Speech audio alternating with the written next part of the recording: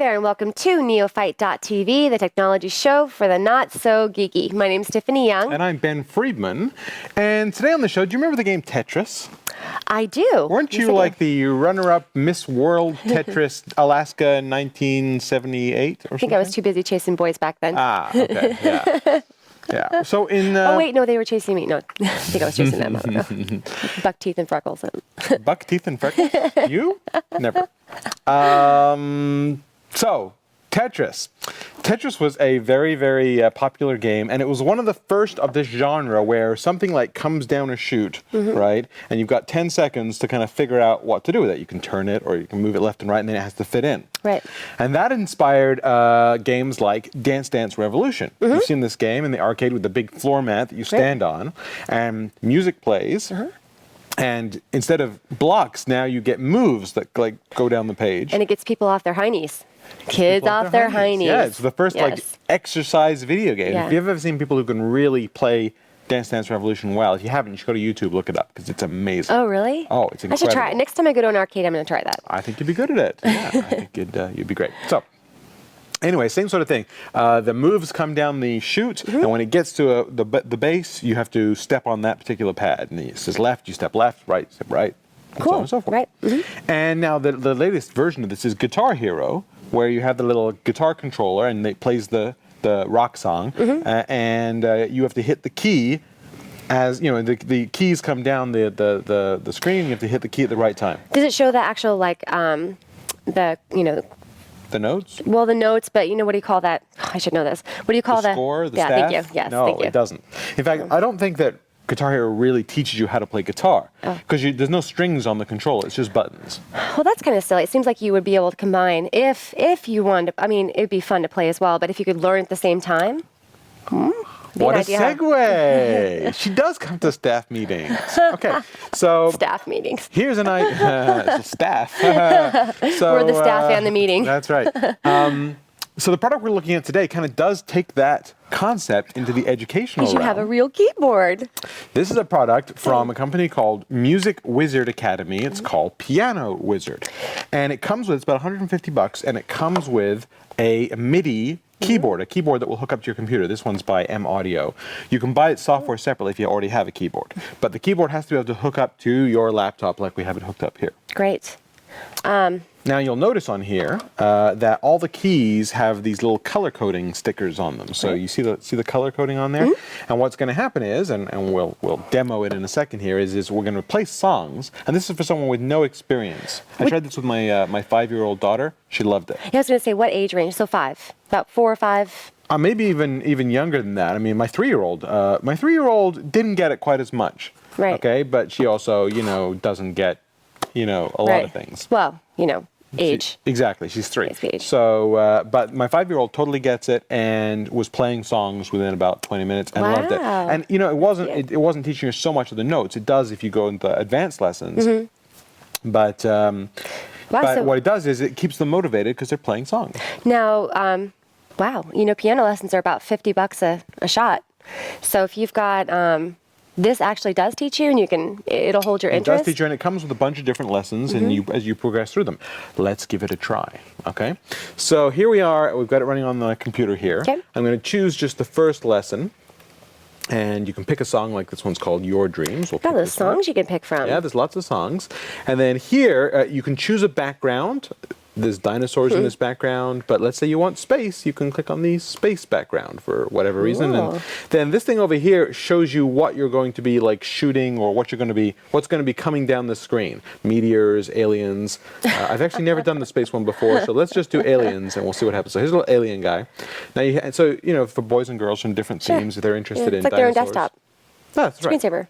Exactly. So hit play. Oh, look at that cool screen. Now the music will start playing, and you'll see the keyboard up top here. Here comes the music. When the notes get to the top, you have to hit them on the keyboard. So here comes an alien, and I have to hit the red one. Yeah. Ooh, and they fly away when you hit them. So you see I'm playing a song now by hitting the keys. And it's kind of keeping score for me down here. It kind of goes a little fast. Well, you can change the speed. So if you have, But my I'm just thinking for 5-year-old had no problem with this. There's only 2 notes we're playing here. Oh, I see. Beautiful. and then there's a little interlude. Now it says I'm 50% of the way done, and I've gotten 18 out of 36. Now if I miss one here, if I hit the wrong key, it doesn't play. Right. So here I am screwing up. But you can hear, it does play. So if you okay, so it won't make the actual tone if It won't make the tone if you're playing the wrong notes. So if you want to make the right notes, there's the pressure here. Can you pat your head at the same time? No.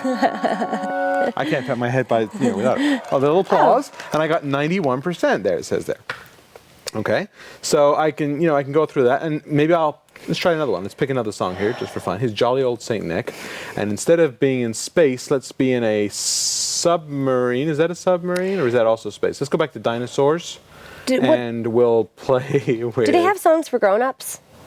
Well, this is a Christmas song, but they do have more advanced songs, and songs that you'll recognize. Things that you use both hands for, things that you... In the more advanced lessons. Oh, wow, very cool. Definitely. So let's just do one more here. I may not play the whole thing, but here we are in dinosaurs, and I'm going to play with eggs going up at the screen, and we'll hit play and see how this works. We'll see the dinosaur background, and now we're going to be hatching eggs.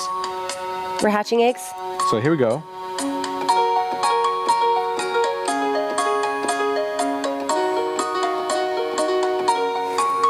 Ooh.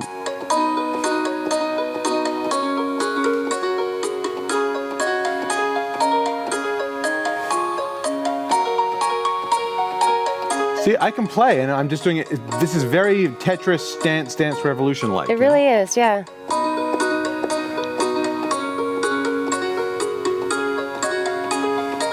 Okay, your turn. Go ahead. Okay. It's the first time Tiffany has ever done this. Hasn't read any instructions. Didn't even know we were doing this product today. And look how well she's doing. Oops. Look how well she's doing. 80% done.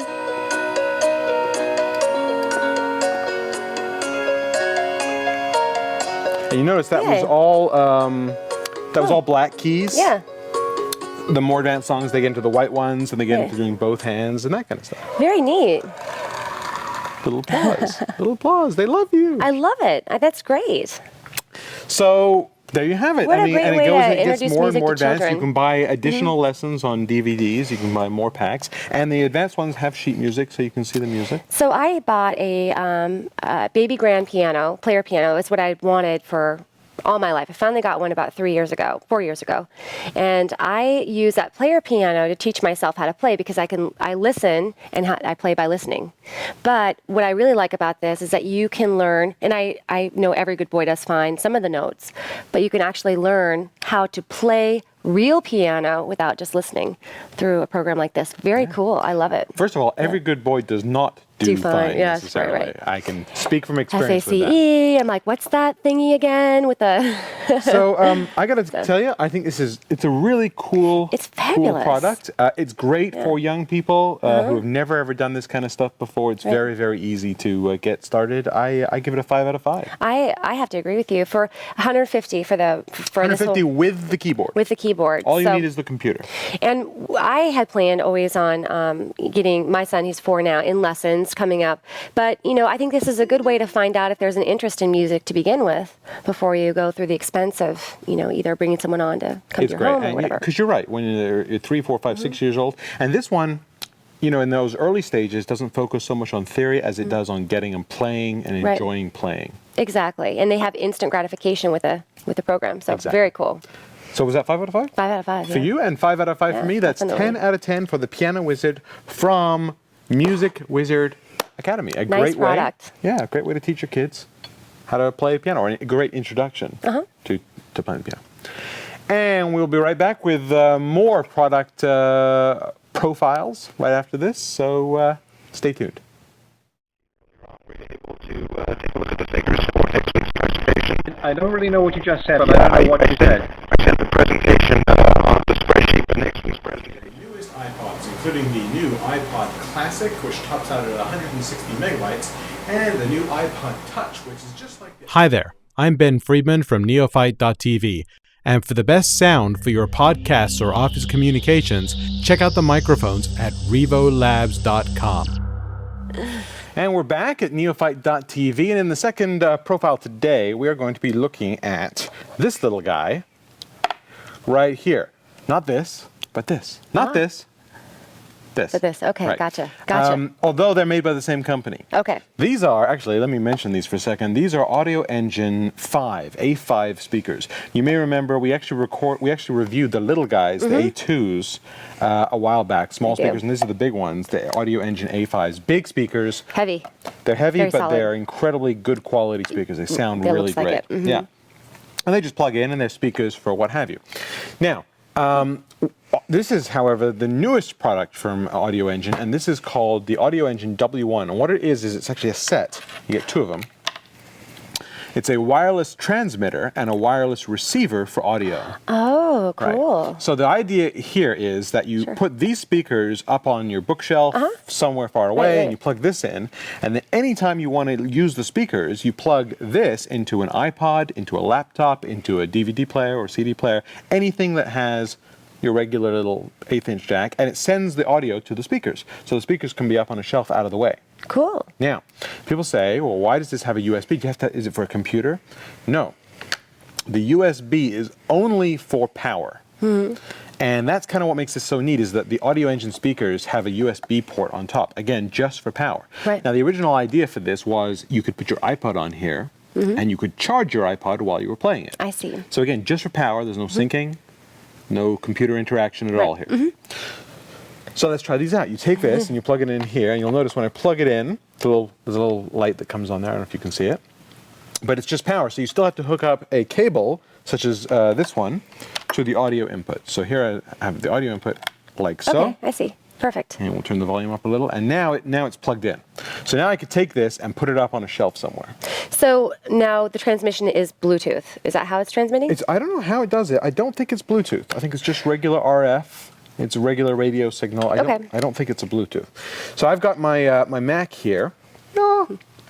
And again, I will plug this into a USB port, but keep in mind, the only thing it's using the USB port for is power. I see. That's all it's using it for. It's not using it for any interaction. And I will pull up iTunes here. And then, so to get the audio, you have to still plug in the headphone jack. I see. So this gets plugged into headphones. And that's why you should probably not turn stuff on. So it's not pure wireless. I mean, it's wireless, but it's not. This can't use as a transmitter unless you have a jack to plug it into. Because otherwise it'd be Bluetooth, right? No, You know, what I'm thinking of is those one speakers that we did that have the Bluetooth That's connection, and I'm just differentiating between what that does versus what this does. right. So those Bluetooth, the OneCom or the COM1 Bluetooth speakers. Right. You have to obviously they sit up on a shelf somewhere, like you said, and that's got the speaker built in. So you have to use their speakers. Whereas see. this will go to any speaker system. Okay, I This will go understand. into your stereo. This Right. is just this little black piece. I right? gotcha. Now, some people have said, well, what if I want to use my iPod or something that doesn't have a USB adapter? That's okay, because they include this, which is a USB power adapter. You plug this in the wall. This can plug in here. So if your speakers don't have a USB jack, you can still use this with any speakers. Great. This is how to get the power. Great. Anyway, so here I am. I am still wireless. You'll notice I can take this into a different room if I want to. I'm not. There's no connection between them two here. And here I go. I will start playing something on here. Turn the volume up. And it's very good quality. Yeah. Okay. So again, these could be up on a bookshelf somewhere far away. That's great. Amy Grant. Wow. Loud. These speakers are Wow, loud. these are great speakers. These speakers are fantastic. Wow. We're in a huge room, just so you know, and this is actually room filling. Oh yeah, these speakers, two a of these huge speakers. studio that we're this in is right only now. one of them. I don't even have the second speaker attached. Wow. It's still over there because I don't have room on the desk. These Audioengine A5s are incredible. So, although the W1 will work with anyone, I think their thinking is use it with the A5s because you can plug it in right on top. Exactly. Well, But it's designed for it. So here it is. You'll notice it is plugged in on top, and then the audio goes input here.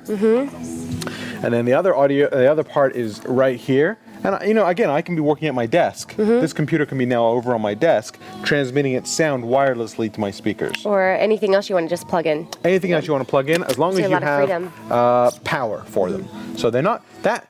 I'm actually going to give these a 4 out of 5. The one thing I wish they had was some sort of internal power source. Okay. So for instance, let me turn this down. If I want to plug this into my iPod. Right. Okay, I can do that. His iPhone, but I can plug in. Oh, one other thing is it's not an iPhone compatible jack. I was thinking about that. But that's, I mean, a lot of them aren't these days. So, but it will work in an iPod. So here I have. Now I still need to power this somehow. Well, okay, I can plug this in here and plug this into the wall. Okay. Right. But so now this plugs into the wall for power, and now it'll transmit. But now I'm tied to the wall. And then you have to do a little adapter right here too. Yeah, which I've noticed. But not for an iPod. If it was an iPod, that would it's only for the iPhone. Oh, okay, gotcha. Just for the iPhone. So this will work with anything, but USB is only 5 volts. Why couldn't they have put a little adapter in here that you could plug a battery into? Yeah, that would be. Well, it does remove an element of freedom. That's for sure. When you go wireless, you think freedom. Yeah, and it is it is freedom if you plug it into a laptop because the laptop powers it. Well, sure. Right. But then if your laptop needs to be powered into something, probably, or it's going to drain the battery probably pretty quickly. It will drain the battery faster, as will having anything plugged into your But you know what I'm most impressed with is the speaker? The sound. Yeah. Oh, I mean, the sound. The sound is fantastic quality. Fantastic. It is audiophile and quality. I mean, I really think that this is it's 99% there. It is, and this, I love the way these match the W1 with the A5 speakers. The two together, incredible combination for any home studio kind of thing like this. Because once this is plugged in, you put it away, and then all you need is this to hook up anything. Yeah. Right. Whether it's a laptop, whether it's your iPod, whether it's your stereo system at home. And then, unlike Bluetooth, I have to say, I've with some other Bluetooth speakers I've had, there's static. There's static. There's some, a little bit of technical stuff that you have to do to get things to work. This will just work.